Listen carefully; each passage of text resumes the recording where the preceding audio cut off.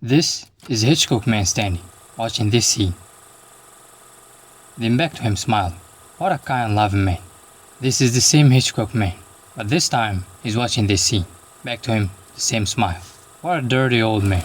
Now, this is the power of editing. Putting shots next to each other to create a no meaning out of them. Editing can transport us through millions of years. Editing made us able to tell a story on screen and made us feel the characters without them saying a word. Slow time down.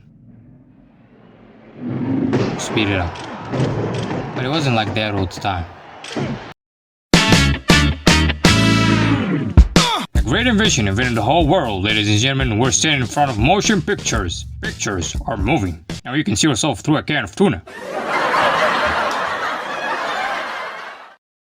Films before editing were just a bunch of moving pictures with no meaning, simply documenting short events.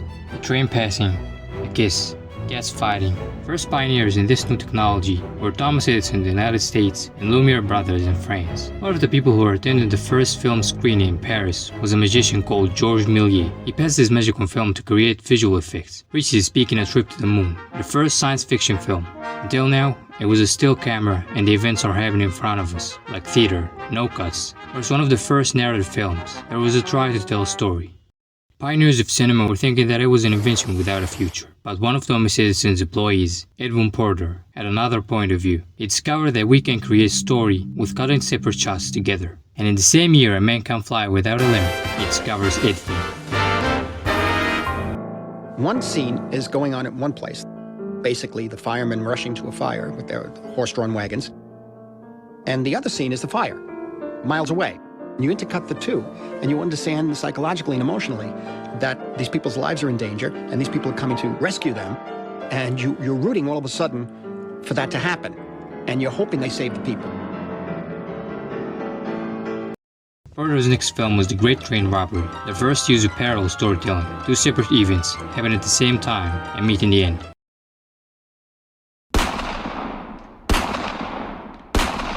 A decade after Porter, E.W. Griffith was the first to understand the psychological importance of editing. He invented techniques that established the grammar of film we're still using today. He was the first to use a close-up. He pulls into the emotional world of the characters and tries to use every element in film to do that.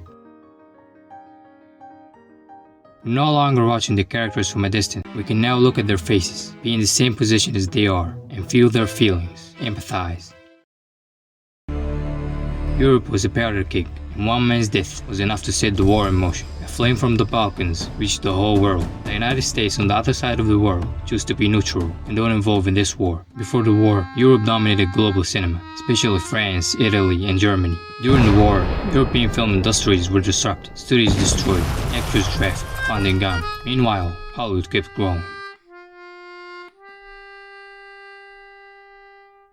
The southern little boy, whose father was a Confederate Army colonel and Civil War veteran, grew up with his father's romantic war stories and melodramatic 19th century literature. That little boy grew up and made the epic Civil War film, The Birth of a Nation. This film was 3 hours long. What happened to make this big leap from 15 minutes films to 3 hours film? This goes to the Italian cinema, which changed the rules with one film called Quo Vadis. An epic story of romance, Italians introduced epic productions, thousands of extras, and the first big stunts. The Birth of a Nation popularized techniques that had a great impact on the audience and established the grammar of film, like close-ups, tracking shots. We also have flashbacks and parallel editing. Parallel editing is when you cut between two or more scenes in different locations happen at the same time to indicate a meaning, like the baptism sequence in The Godfather, while Michael is renouncing Satan. His men following his orders, executing his enemies. I do renounce.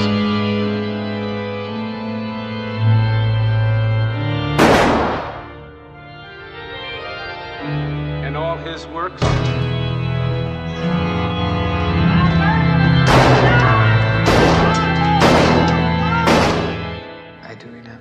We see that clearly in the last sequence of the film. The family is hiding in a little cabin. The girl is taken for a forced marriage. The streets are occupied by black people, and the clan is summoning to rescue them all. Cutting between those events keeps action constantly moving forward. Time between cuts gradually decreases to elevate tension.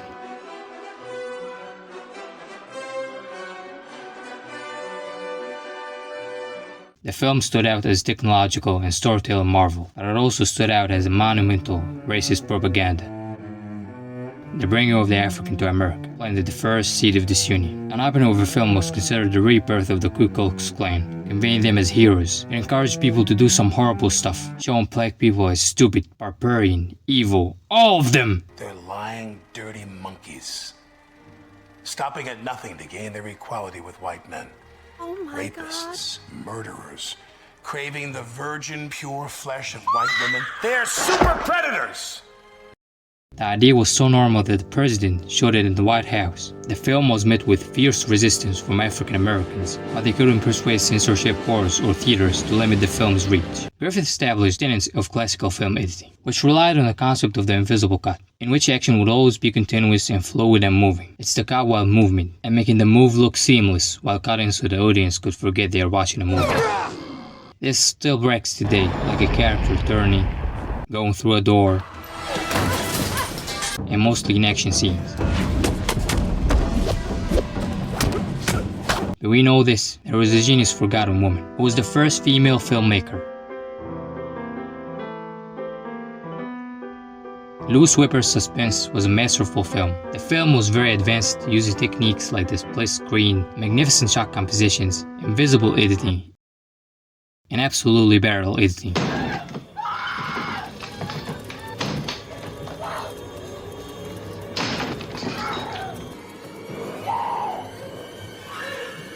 Here's Johnny!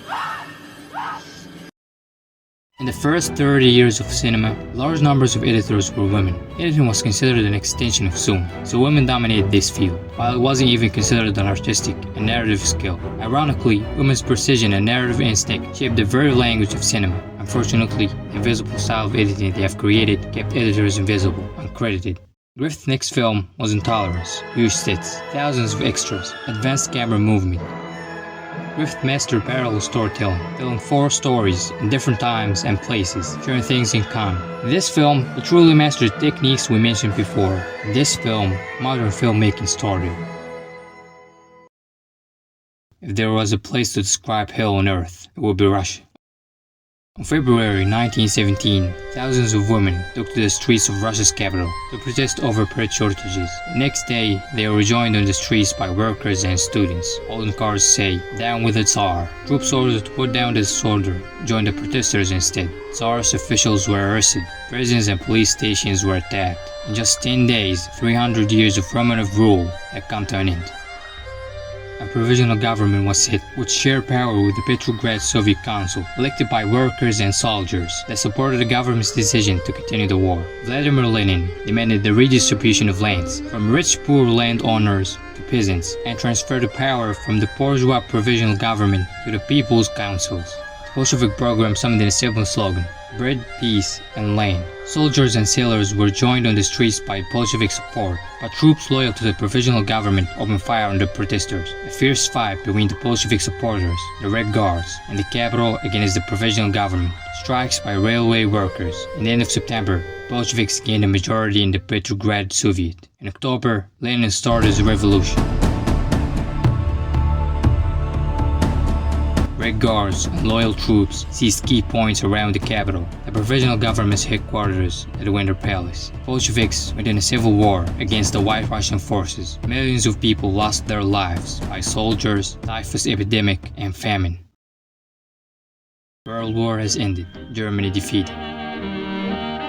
With the Russian Revolution came a revolution in editing too. A man called Lev Khrushchev had some experiments in editing that created the Khrushchev effect that we talked about in the first of the video. Putting different shots next to each other and created different meaning. An audience's interpreted emotion or narrative based on the juxtaposition of shots. An actor with the same face, followed by different shots. Audiences praised the actor's performance and claimed the man looked hungry when looking at the soup, sad when looking at the girl in the coffin, lustful when looking at the woman. 1921. Bolsheviks had emerged victorious, and under Lenin's leadership, set a new socialist order.